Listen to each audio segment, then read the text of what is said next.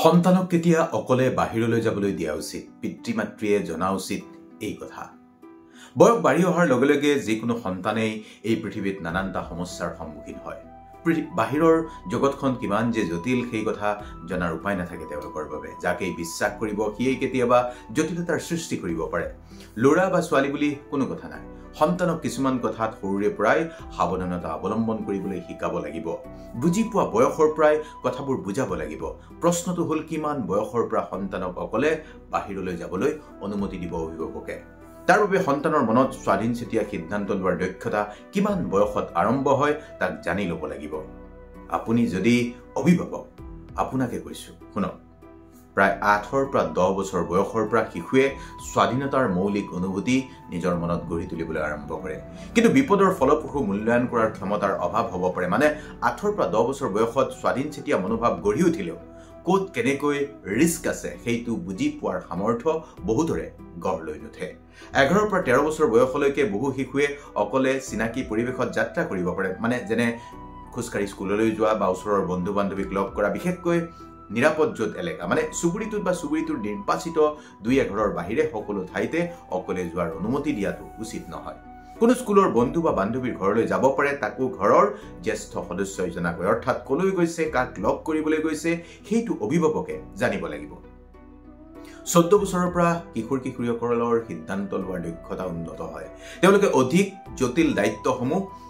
নিজে মেনেজ কৰিব পাৰে যেনে নতুন ঠাইলৈ ভ্ৰমণ কৰাৰ ক্ষেত্ৰত কিছু আত্মবিশ্বাস আহে অৰ্থাৎ 14 বছৰ বয়সত অকলে সন্তানে বজাৰলৈ গৈ বা কোনো নতুন ঠাইলৈ গৈ আপুনি কাৰোবাক দিব দিছে দি আহিব পাৰে সেইখিনি কৰিব পাৰিব কিন্তু তেনে কৰিব পাৰিলেও তাৰ আগতে আপুনি শিকাব লাগিব অচিনাকি লোকে কিবা কলে কেনেকৈ হ্যান্ডল কৰিব লাগে বা চিনাকি লোকে কৰা কিছুমান আচৰণ যে অনুচিত হ'ব পাৰে সেই পৰামৰ্শ 4-5 বছৰৰ বয়সৰ পৰাই আপুনি শিকাব লাগিব আৰু এটা কথা কিছুমান সংস্কৃতি বা কিছুমান পৰিৱেশত অধিক যানজট থাকে মানে ট্ৰাফিক থাকে সুৰক্ষাৰ চিন্তা থাকে মানে সেফটি মেজাৰ থাকে গতিকে তেনে সময়ত বা তেনে পৰিৱেশত কিশোৰ বয়সৰ মধ্য কিশোৰ বয়সলৈ যাবলৈ দিয়া উচিত নহয় গাঁৱত কিছুমান বয়সত কিছু স্বাধীনতা সন্তানে পাই যায় কাৰণ গাঁৱত কিছুমান অসুবিধা নাই কিছুমান মানুহে গাঁৱত থাকে যিবোৰ মানুহ আকৌ সন্তানৰ বাবে বিপদজনক কিছুমান আচৰণ গাঁৱৰ কোনোবা এজনৰো বেয়া হ'ব পাৰে সেই কথাখিনিয়ে সন্তানক বুজাই ক'ব পাৰিব লাগিব ৰব পিতৃ-মাতৃয়ে ঘনাই এনে কথা যদি কৈ থাকে আজিৰ ল'ৰা ছোৱালী ভাল নাপায় বেয়া পাব পাৰে এই ক্ষেত্ৰত সন্তানক শাসন কৰিব নালাগে সংস্কাৰ দিব লাগে আমি বহু সময়ত এইবোৰ কথা কৈছো আপোনাক সন্তান কেনেকৈ সংস্কাৰী হ'ব সেই কথা কৈছো গুড টাচ বেড টাচ কি কেনেকৈ বুজাব সন্তানক সেই কথাও পূৰ্বে কৈছো আপুনি যদি অভিভাৱক মনত ৰাখিব পিতৃ-মাতৃয়ে নিজৰ সন্তানৰ স্বভাৱ আত্মবিশ্বাস আৰু চৌপাশৰ সৈতে পৰিস্থিতিৰ কথা বিবেচনা কৰা উচিত যিকোনো কথা কওঁতে হিতে যাতে বিপৰীত নহয় সন্তানৰ যাতে খং নুঠে এইবোৰ কথা জানোৱে বুলি সন্তানে ক'ব পাৰে যাতে অভিভাৱক হোৱাৰ দায়িত্ব পালন কৰিবলৈ আপুনি যে কিছু কথা কোৱাৰ প্ৰয়োজন সেই অনুভৱ হ'বলৈ দিব লাগিব সন্তানক মনত ৰাখিব প্ৰায় 7 পৰা 11 বছৰীয়া শিশুৱে জটিল পৰিস্থিতিৰ বিষয়ে যুক্তিসংগতভাৱে চিন্তা কৰিবলৈ আৰম্ভ কৰে কিন্তু কোনটো যুক্তিকৰ কোনটো অযুক্তিকৰ সেইটো বুজিবলৈ নিজৰ মনৰ ভিতৰত এখন যুদ্ধ কৰিবলগীয়া হয় 12 বছৰ বা তাতকৈ বেছি বয়সত যুক্তিসন্মত চিন্তা পৰিকল্পনা বা বিপদৰ মূল্যায়নত উন্নতি হয় মানে ক'ত ৰিস্ক হ'ব সেইটো লাহে লাহে বুজা আৰম্ভ কৰে গতিকে এইখিনি সময়তে সন্তানক যিখিনি কথা আপুনি শিকোৱা উচিত বুলি ভাবে শিকাব লাগিব আৰু এটা কথা এতিয়াও আপোনাৰ সন্তানে অকলশৰে কিবা এটা কৰিব খোজে কৰিব দিয়ক সন্তানক ইন্ডিপেন্ডেন্ট হ'বলৈ শিকাব লাগিব কিন্তু ইন্ডিপেন্ডেন্ট হ'বলৈ শিকাওতে আপোনাৰ সুপাৰভিজন লাগিব আপুনি এক নিৰ্দিষ্ট দূৰত্বৰ পৰা সকলো গতিবিধি জানি থাকিব লাগিব আসলতে 10 বছৰ বয়সৰ তলৰ শিশুসকলে সৰু ল'ৰা ছোৱালী তেওঁলোক অধিক আবেগিক আৰু মানে লং টাৰ্ম যেটো প্ৰবলেম হ'ব পাৰে বা কনক্লুজন আহিব পাৰে সেই কথা তেওঁলোকে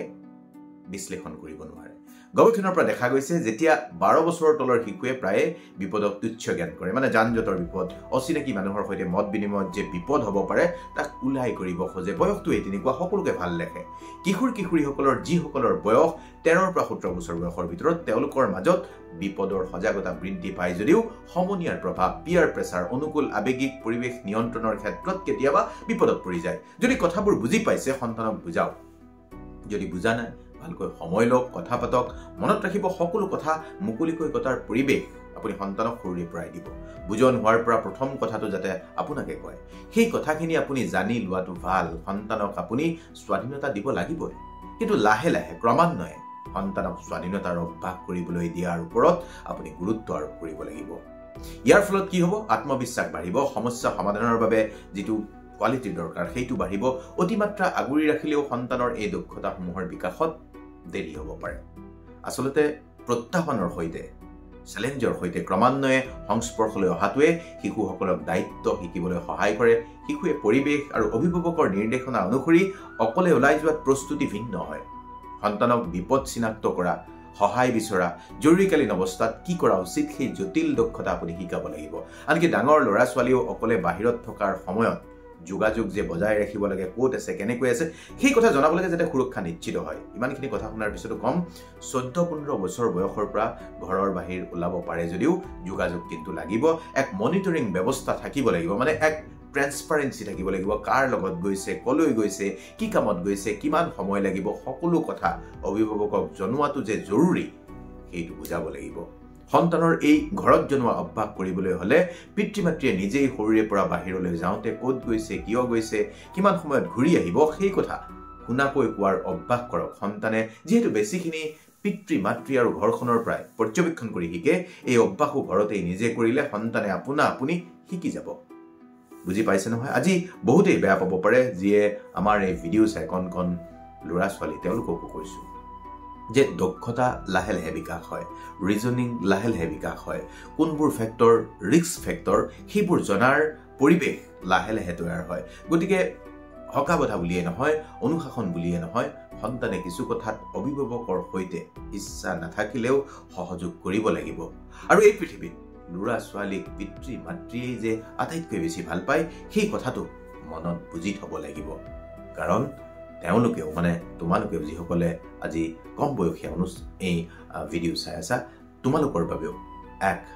চেলেঞ্জ আছে এই পৃথিৱীত যে এদিন তোমালোকেও বুজিবা যে পিতৃ মাতৃয়ে কিয় হকাবধা কৰে, পিতৃ মাতৃয়ে কিয় অনুশাসন মানি চলাৰ কথা কয়, পিতৃ মাতৃয়ে কিয় সৎ হ'বলৈ উপদেশ দিয়ে। এইবোৰ কথাই জীৱনত কিয় কাম দিব, সেই কথাখিনি আজিৰ তাৰিখত উপলব্ধি কৰিব পাৰিলে গোটেই জীৱনটোৱে সহজ হৈ পৰিব। কেতিয়াবা সৰু এটা সিদ্ধান্তই, সৰু এটা ভুলেই জীৱনটো বিষময় কৰি তুলিব পাৰে। আৰু সেইবাবেই আমি অভিভাৱকৰ ওচৰত অন্ততঃ সৎ হোৱা উচিত, সঁচা কথা কোৱা উচিত। সেই কথাখিনিকে আজি বুজাই পৰাই ক'বলৈ চেষ্টা কৰিছোঁ এই কাৰণেই যে বহু অভিভাৱকে আমাক কৈছে যে আজিৰ ল'ৰা ছোৱালীয়ে পিতৃ মাতৃৰ কথা শুনিবই নোখোজে, অভিভাৱকৰ কথা শুনিবই নোখোজে। কিয় সহযোগিতা কৰাৰ প্ৰয়োজন? যাতে কোনো বিপদ নহয়, বিপদ হ'লে যাতে ঘৰখনৰ পৰা, পিতৃ মাতৃৰ পৰা সহযোগিতা লাভ কৰাৰ সুযোগ থাকে। সেইবাবেই পিতৃ মাতৃৰ কথা আমি মনোযোগ দি শুনিব লাগিব।